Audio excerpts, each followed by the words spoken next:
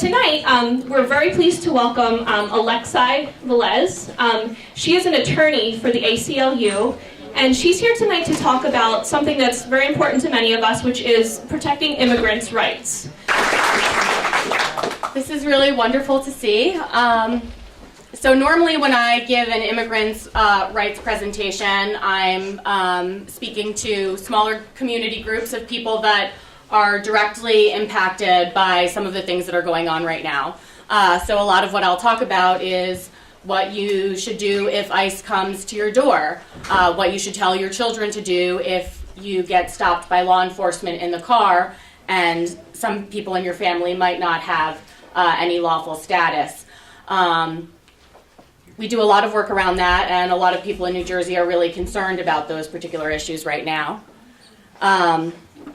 I can tell you a little bit about the advice that we're giving people, I think, but I think maybe I'll preface with sort of a case that we're working on that sort of coincides with some of the Know Your Rights work that we're doing. So I'm not sure if anybody heard about the case of the Afghan man who had come into Newark Airport on March 13th. We did a little bit of press around it today, but there's been some press around it over the last few weeks.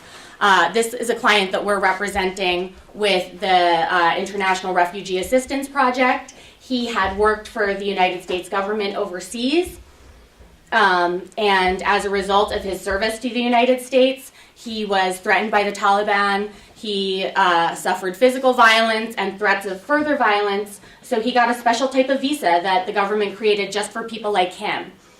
It's called a special immigrant visa. This particular type exists for Afghan and Iraqi people who have worked as either translators, worked for embassies, worked for the military or U.S. government otherwise. It's sort of like a humanitarian relief status, like an asylum or a refugee status. And when he came to Newark Airport, he encountered Customs and Border Patrol, and he was here for about a day. And then he found out that his visa had been revoked. So we don't know why his visa was revoked, and that's sort of the question, and we don't necessarily get to know why.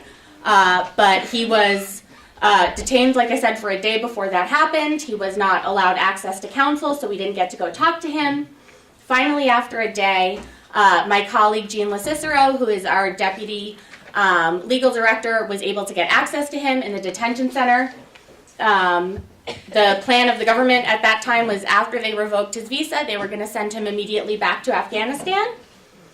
And our immediate course of action was to file what's called a writ of habeas corpus petition in the federal court to try to get that to stop.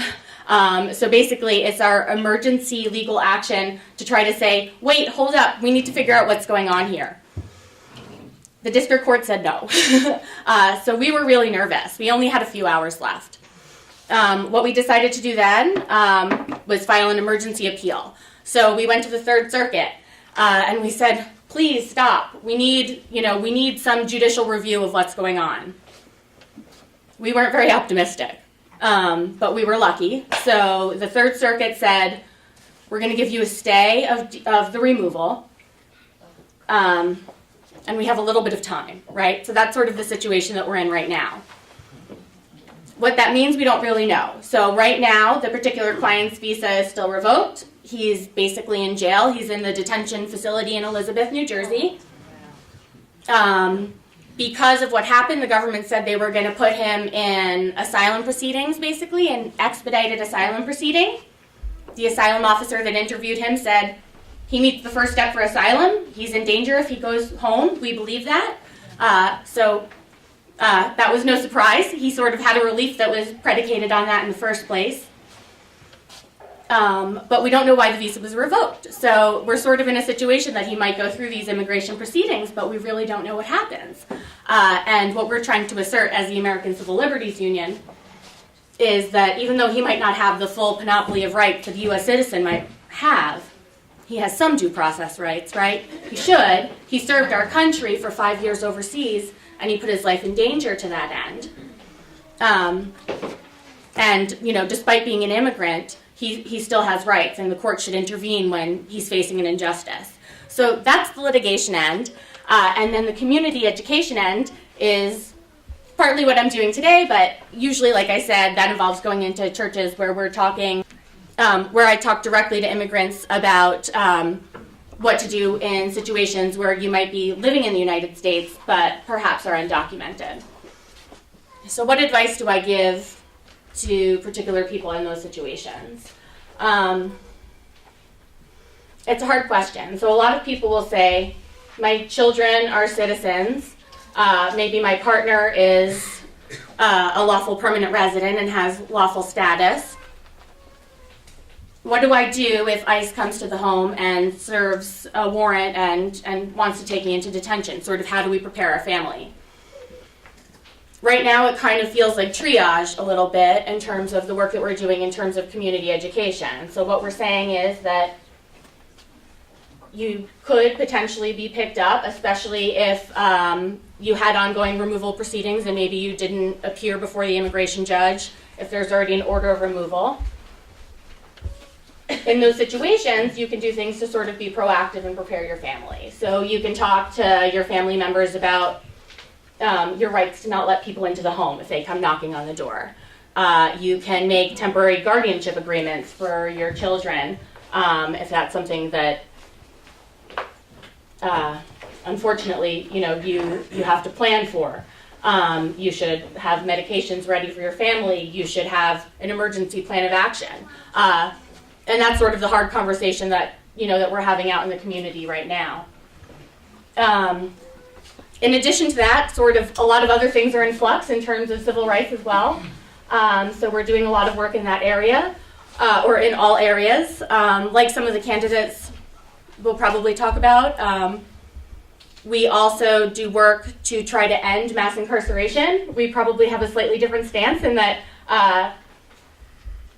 we still think there's mass incarceration in New Jersey, and a criminalization of poverty, and a lot of people that end up in detention that maybe should not and should have some sort of alternative sanction. We do a lot of LGBTQ work, reproductive justice. So we do a ton of work around a lot of civil liberties issues that hadn't been in jeopardy for in the same way that they are now. I mean, I think we had always recognized that they were threatened. That's why we were doing the advocacy that we do. But LGBTQ rights, economic justice, mass incarceration, racial justice, all of this work that we do, it feels even more pressing now than it did before. And for as small of a staff as we are, and we're a team of probably about 14, 15 attorneys, policy advocates, interns, administrative staff, we're trying to tackle these issues in New Jersey, working with legislators, doing policy work as well, doing litigation, trying to file civil rights lawsuits when we can. But I think that we need groups like this also doing the work. And I think for a long time, it wasn't happening. I think we weren't as motivated in the communities to do the work. So I think now that everybody's coming together, my hope is that sort of the next step is that, it's not just coming to speak at the events, but figuring out ways that we can all collaborate together in meeting all of these goals is something that I think the ACLU really looks forward to.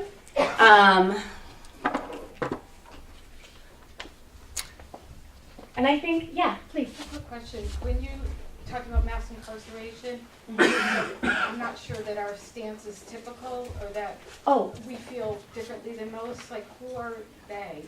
I'm sorry. The senator said that he had ended mass incarceration in New Jersey, and I think I think we might measure that as an improvement, but I think there are... I understand. Yeah. Okay, thank you. Thank you for that point of clarification. Yes.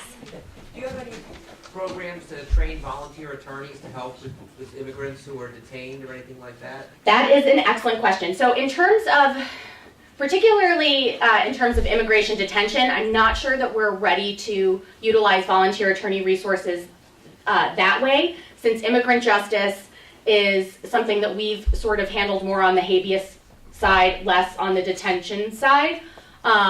However, we are a part of the New Jersey Alliance for Immigrant Justice, as is American Friends Service Committee. They're downstairs from us in Newark. They do a ton of detention work. They are excellent advocates.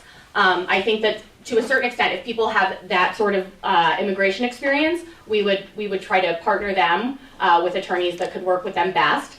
But we are receiving a lot of offers from volunteers within the attorney community, but within the larger community. And I think that we're also sort of navigating how to best put everybody's wonderful energy to work, because that's not something that we've necessarily had the privilege of tackling before. But yes, reach out to us. It might take us a month to figure out how to use that human power, but we will figure it out, yeah. Have you seen an increase in immigration enforcement in, say, Burlington County, Camden County? Yeah. So that's a good question. I mean, obviously we've seen a lot of changes in terms of at the border or at the airport, and then some of my colleagues that work in Trent, for example, have seen an increase in immigration enforcement, so increased ICE activity. And then one other change that we've seen is just last week, maybe a week and a half ago, Cape May County entered into a 287G agreement, and I can speak to that a little bit and talk about what that is. So basically, under 287G agreements, some local law enforcement entity contracts with the federal government to basically make that local law enforcement body deputized to enact federal immigration law. The way that they exist in New Jersey is at the county level.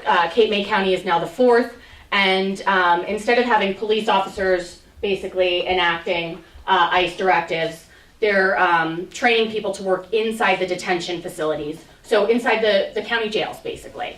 And what happens is when people are processed, they are having certain corrections officers trained to use the ICE databases and then alert immigration authorities that someone's there that might be subject to removal.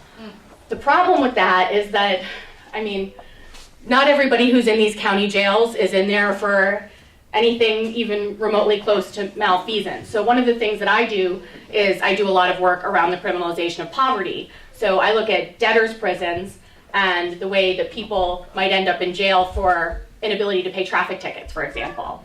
So when you think about it in that context, and you might have an immigrant who ends up in the county jail because they were unable to pay, $300 in, traffic violation tickets and things that arose out of the municipal courts, it becomes even more egregious. It's something that it seems like some sheriff's departments within our state are very incentivized to participate in. There are other agreements beside the 287G agreement whereby the county jails will basically rent beds to federal immigration enforcement. So Salem County, for example, I know has some such agreement. So basically they're monetizing this relationship. And I think one way for people that are really interested in these immigration issues to get involved is to see what your county's doing. To the extent that your county doesn't have something yet, when they're talking about it, be vocal in opposition to that if that's something you feel strongly about. Because I think that's something that we're going to see more of, especially as federal pressure sort of increases on local governments to start cooperating or even, furthering the objectives of federal immigration enforcement. Any other questions? Yes. So you said, Oh, sorry. Go ahead. so you said that you were eager to have groups like this, advocate and partner, and you gave one example just now of how that might be. Do you have any other ideas where the public can become involved? Yeah, that's a great question. So actually, so I should speak a little bit about who the ACLU. So you're probably familiar with the ACLU now, if you weren't before, because I think that we've been getting a little bit more name recognition lately, maybe than we had in the past. But we're a nonpartisan, nonprofit group. We're not just litigation, but we're policy, we're organizing. We do community education, and we just launched a new initiative that is about basically giving tools to groups like this, and it's called People Power. You can find it on aclu.org. You guys are already doing much of it, and you're doing it exceptionally well, because this is a bigger crowd than we usually encounter, upon speaker requests like these. But you get tapped into the nationwide network of People Power groups. if you wanted to let's say you wanted to have access to materials to learn how to become an immigrants' rights trainer and teach people some of the things that I had spoken about. As hard as it may be to give some of that information, it's a really important resource to give back. People Power can get you in touch with other groups that can bring you that information, give you train-the-trainer information. You can coordinate with each other. You would be up to date on ACLU initiatives. I think that would probably be, the first step, getting involved in them, and then I know that they have big plans, but it's sort of just launched within the last month. Yes, sir. First off, can I have one of your signs in the Yes, please. Thank you for reminding me. There are some constitutions also. I will make an unsolicited plug for you. I'm an old guy, and I have never made a donation to your organization until this year. Thank you. Thank you very much. Those in the room able to do it. That's wonderful. Thank you so much. And I think as grateful as we are for all of these donations, and people have been very generous this year, I think that it's also really important to remember that you can also call on us. So I think a lot of people maybe see our work and they look at it from afar, but they don't think that we could ever be their advocate. And even though we are a nonprofit and our clients don't pay us for the representation that we do, unlike some legal services organizations, we don't have sort of income parameters that plaintiffs have to satisfy. So if you suffered a civil rights violation, we believe in advocating for you at no cost to you. And if you know somebody that had, you can send them to us, and those are the fights that we're invested in having, and making sure that we give back what's been coming in. So thank you. Yes. It's like a two-part question. Since the election, has it changed the focus of the ACLU in any way, in the sense of being more reactive when people come and ask for help, right? Because you don't know that help is not coming. But also, do you have plans to, like People Power, do you have anything else coming down the pipe that is as a result of the election? And then the second part is, which I can't remember right now. Oh my goodness, is I forgot. Hopefully I'll remember. Okay, well that's good. Then I can answer part one and then I'll come back to you for part two. So in terms of part one, so like I said, we're nonpartisan, and the truth is we sue the government when they violate people's civil liberties, and we were doing it before and we'll do it now a lot, possibly more, but we'll continue to do it under other administrations.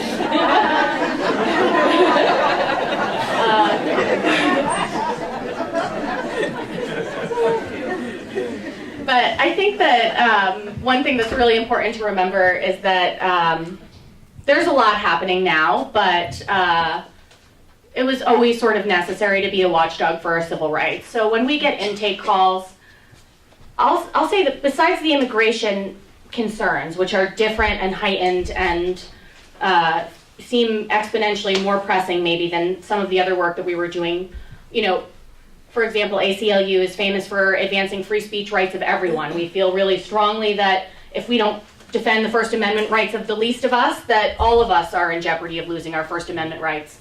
To that end, we've represented some very unpopular opinions. For example, the ACLU has represented Klans members and things like that to say that they have First Amendment rights as well. None of us support those particular positions, but we feel really strongly that our Constitution entitles all of us to civil liberties, and if you pick and choose how you protect them, the vulnerable people are the ones that end up losing them in most cases. So I think, and now, the intake that we get, a lot of it is the same. So people will call and say, I'm in jail because I can't pay my tickets. I'm on Social Security disability. I have mental illness. I'm never going to be able to pay it. I tried to show the judge. The economic justice issues are similar now as they were in November. A lot of things are changing at the federal level. The immigration stuff is touching us in New Jersey now. I think a lot of the federal policy is going to continue to touch us later, and I'm not sure how our work is going to be shaped by that.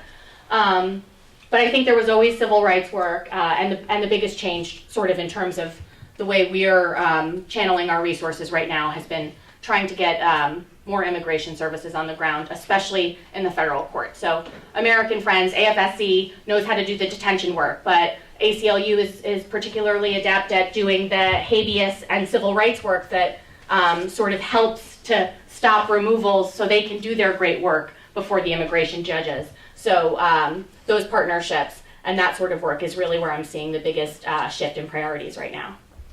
Thank you so much. Thank you. Okay.